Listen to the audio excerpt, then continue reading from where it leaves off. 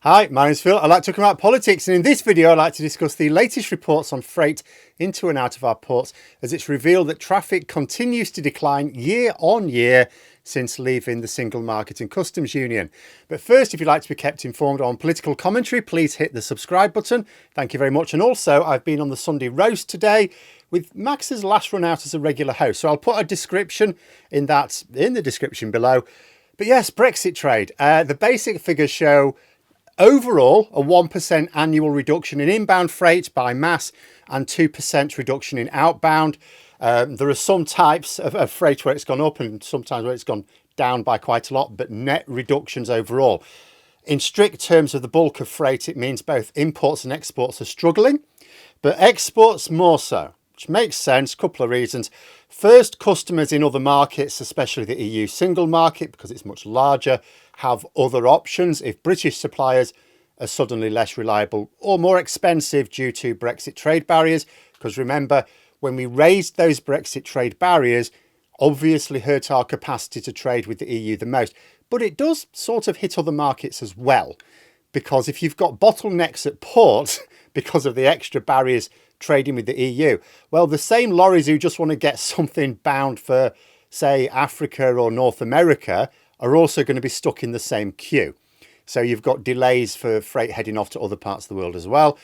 And the second reason is that the EU applied full WTO compliant import checks on our goods from day one. We have not done so in reverse. For a year, we didn't apply any serious checks at all for anything. Then a year later, we implemented customs controls, but without much actual check. And only now are we starting to phase in standards controls. Again, not much actual checking of standards is going on. And even when the controls are fully implemented, they're still going to be lighter than they should be, and crucially, much lighter than the EU apply.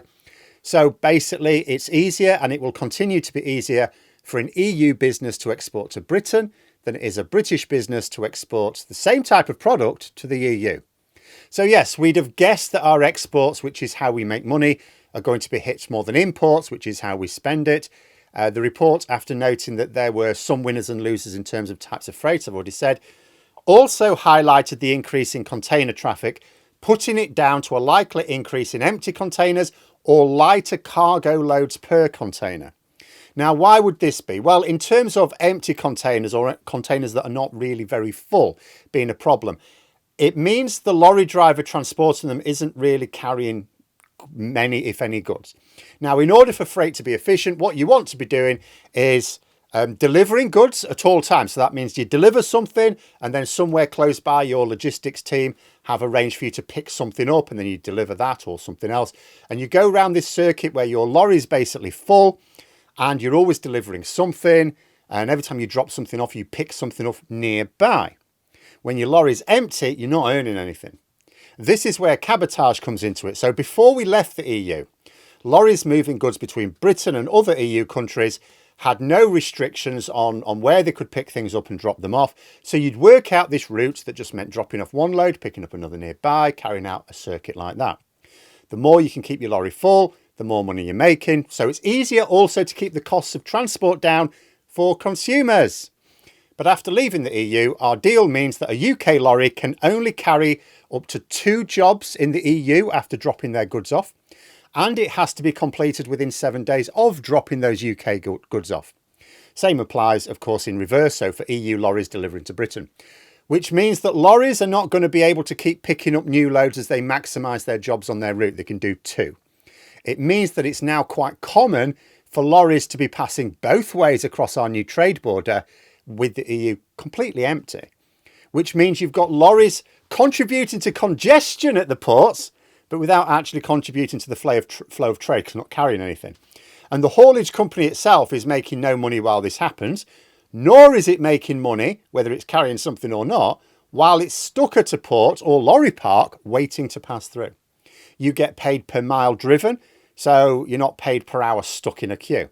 So you can see why a lot of EU-based haulage companies might decide it's better to avoid routes which pass through Britain if it can work out jobs wholly within its own markets. Like, it will take those jobs on, but only after it's exhausted all the jobs it's got, where it doesn't get stuck or have to not pick up a load.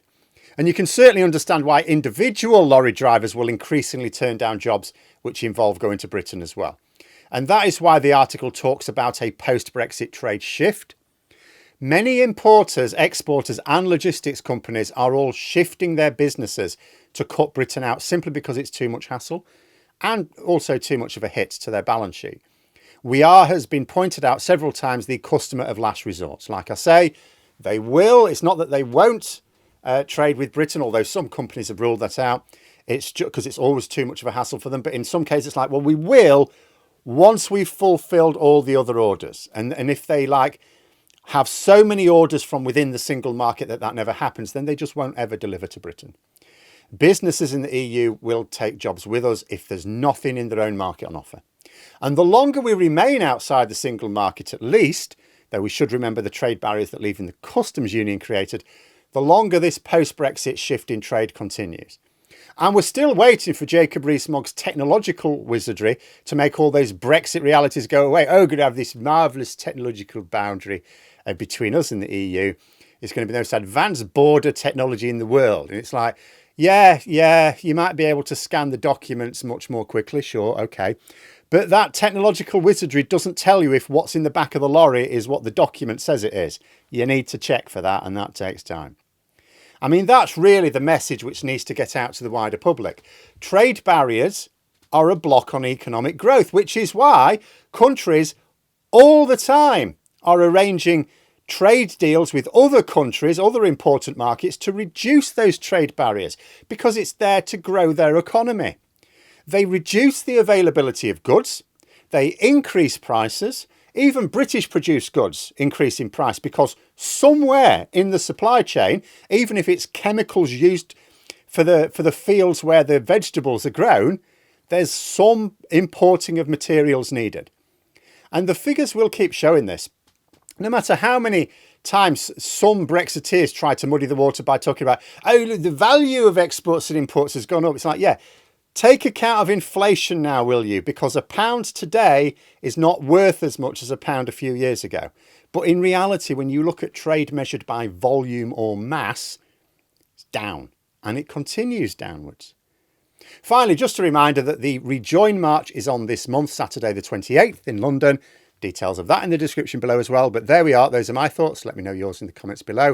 If you enjoyed the video, please click the like button and subscribe as well, please. And if you'd like to support the channel further, you can join for memberships. Thanks for watching, and until next time, I'll see you later.